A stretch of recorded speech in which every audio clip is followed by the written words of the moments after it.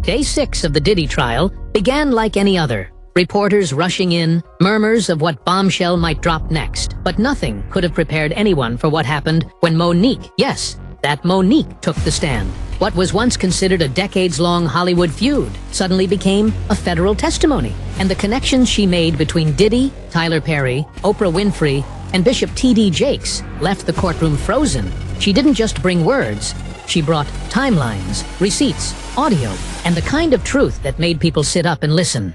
For the first time ever, Nique was allowed to say under oath what she's been warning us about for years. And what she said, it changes everything we thought we knew about this trial. The gallery was already packed before the doors even opened on day 6. Journalists lined the hallway, eager for a glimpse of whatever headline might emerge.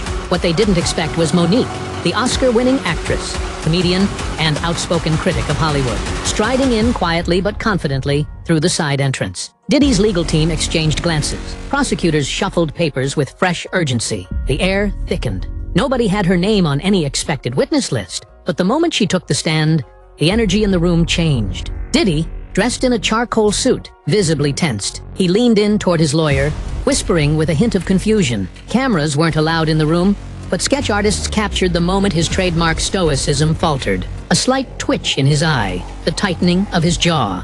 Nique sat upright, her voice firm from the first word. I was asked here to speak the truth, and that's what I intend to do.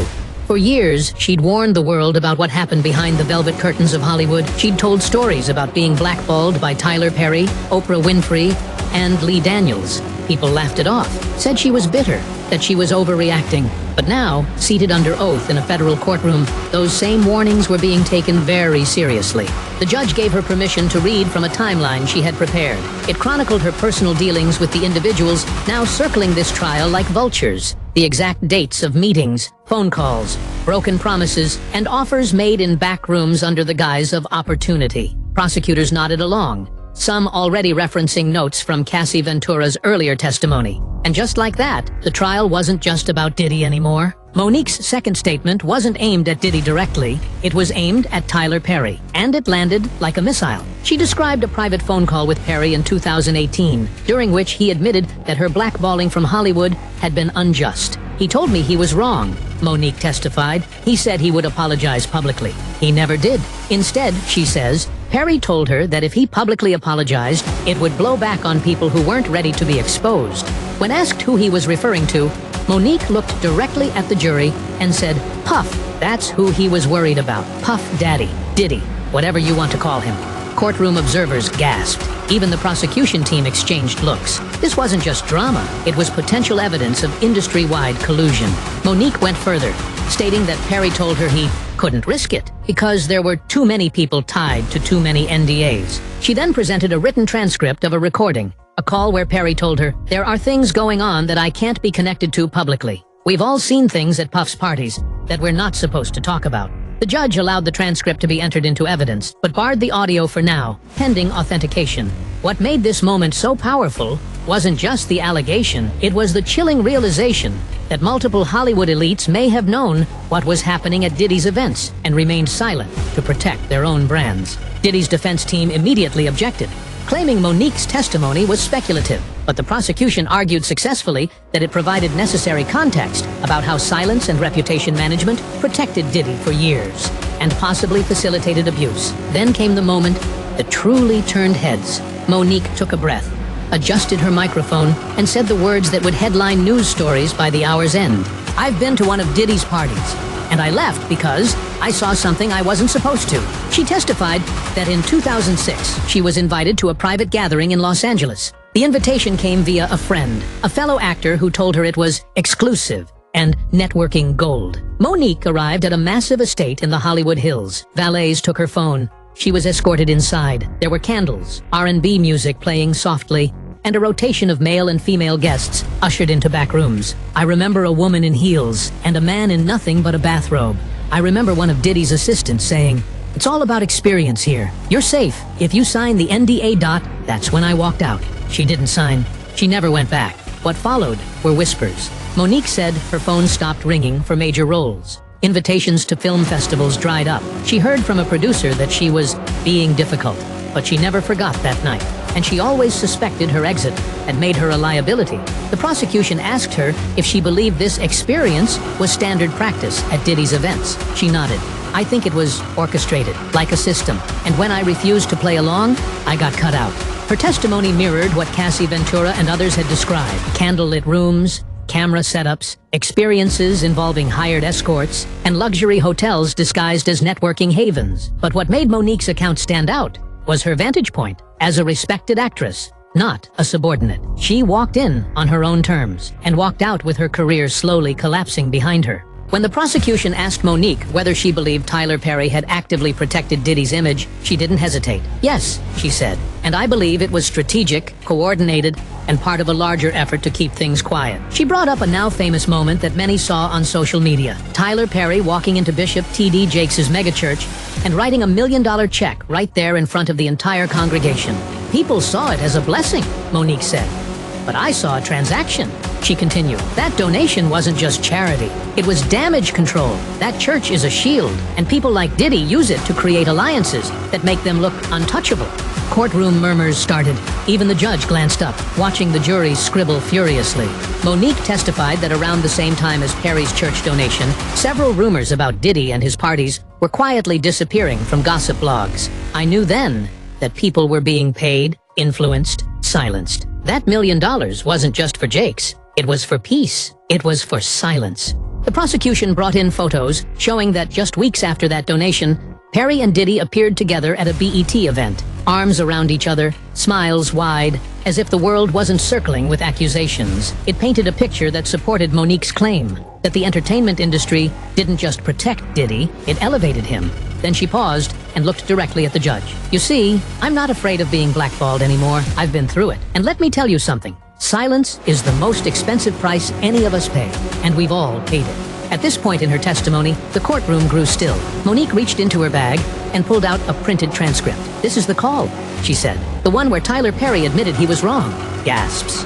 Whispers. Monique had been saying for years that Tyler Perry privately apologized for the way she was treated after the precious fallout. But now she was saying it under oath, with a transcript to back it up. I recorded the conversation. He knew. I told him. He said he was fine with it. She handed the papers to the bailiff, who delivered them to the judge. The judge scanned the top lines, then nodded for the prosecution to continue. In the transcript, Perry reportedly says, I know I messed up. You were never difficult. You just didn't want to work for free. I should have said that publicly. Then he pivots, allegedly telling Monique, but I can't go public. Puff's name's wrapped up in too much right now. Prosecutors used this moment to explain how Hollywood elites, even those with clean reputations, were afraid of the fallout if Diddy's secrets unraveled. He told me, Monique added, that if Puff went down, a lot of people were going with him. People that fund movies, people that sign checks. This part of her testimony validated what former bodyguard Gene Deal and even Christian Keys had hinted at, that Diddy's web wasn't just about personal power, it was institutional. Monique's voice grew more emotional. He had a chance to clear my name. He didn't, because he was protecting something bigger than me, something darker than anyone wants to admit.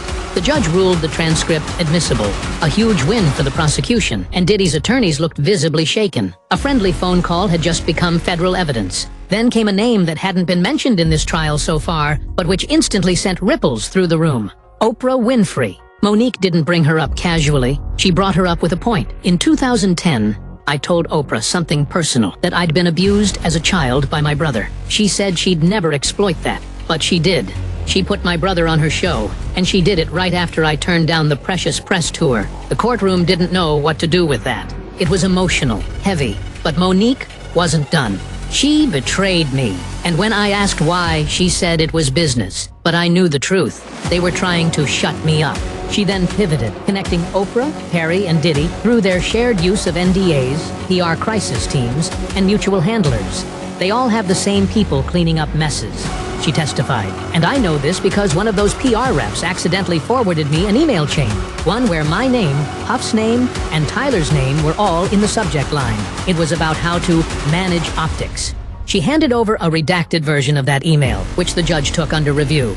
But the message was clear. The power structure wasn't just protecting Diddy, it was coordinated. People signed NDAs. People were paid off. Careers were built or buried, depending on who played along. And Monique, sitting under oath, called it out for exactly what it was. A silence machine, built to crush anyone who asked questions. The jury watched as she closed her binder. Her voice never cracked. She wasn't rattled. She didn't need to be. Because for the first time, she wasn't just telling her story, she was testifying. As the court reconvened from a short recess, Monique did something nobody expected. She took a breath and calmly said, "Now, let's talk about the list."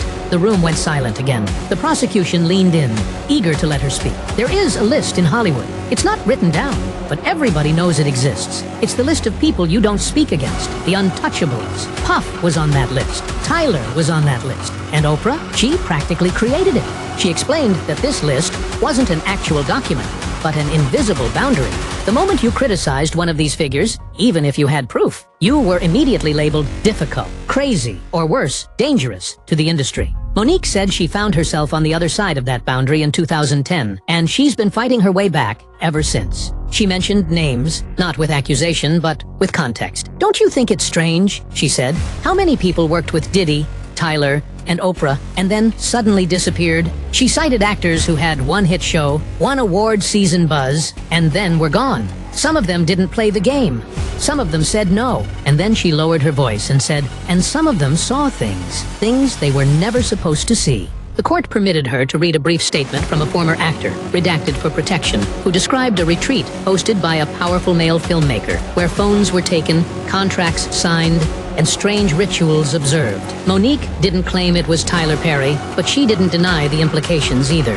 She let the jury sit with the unease. The judge reminded everyone that these were allegations, but Monique's message was unmistakable. The industry wasn't protecting art, it was protecting secrets. And the cost of telling the truth? They'll take your career, your reputation, your peace, and leave you to explain to the world why your phone never rings again. When asked directly if she believed Diddy played a role in her career being sabotaged, Monique nodded. Yes, not at first, but eventually, yes. And I didn't realize how deep it went until years later. She explained that after the Precious campaign fallout, when the blackballing began, she received a call from a junior executive who had worked at Revolt TV, Diddy's media company. He told me, and I quote, "You rubbed the wrong people. It's not just about Tyler and Oprah. Puff don't like noise either." The court leaned in. Monique testified that the executive hinted Diddy had been approached by Perry's team for future project partnerships. "The deal was simple," she said. "They wanted access to Puff's platforms, and I was the obstacle." She said that multiple meetings between Perry and Diddy happened behind closed doors, ones she later found out about through mutual contacts. "They discussed my name, not as talent, as a problem."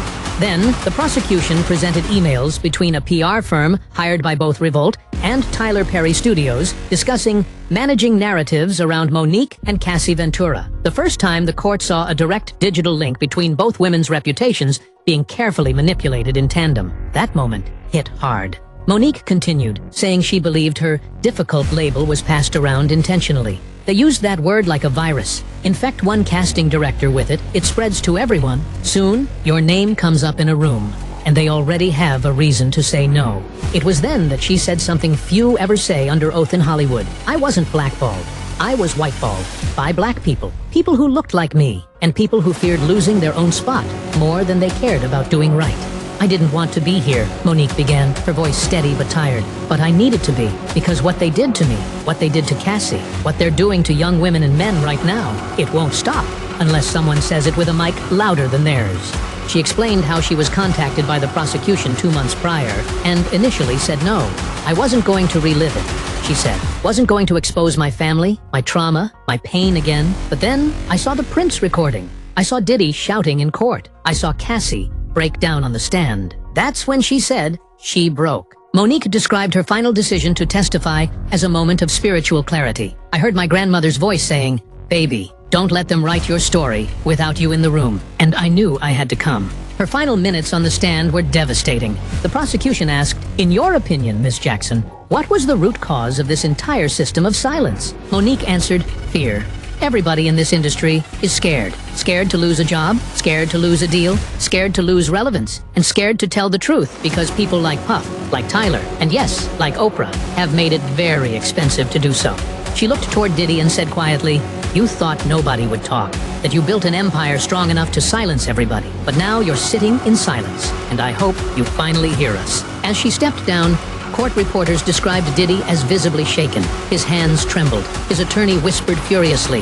The gallery erupted, not in noise, but in energy. It was the moment the courtroom felt the tide shift. Monique, blackballed for over a decade, had just become the most powerful voice in the trial. The courtroom had been on edge for days, but no one expected what happened when Monique locked eyes with the defense and whispered the name that hadn't been officially uttered once during the previous 5 days. Tyler Perry. It wasn't a scream. It wasn't dramatic. It was quiet, controlled, like someone finally removing a loaded weapon from a locked drawer. You want to talk about power? You want to talk about silence? Ask Mr. Perry why I was blackballed after refusing to work for free.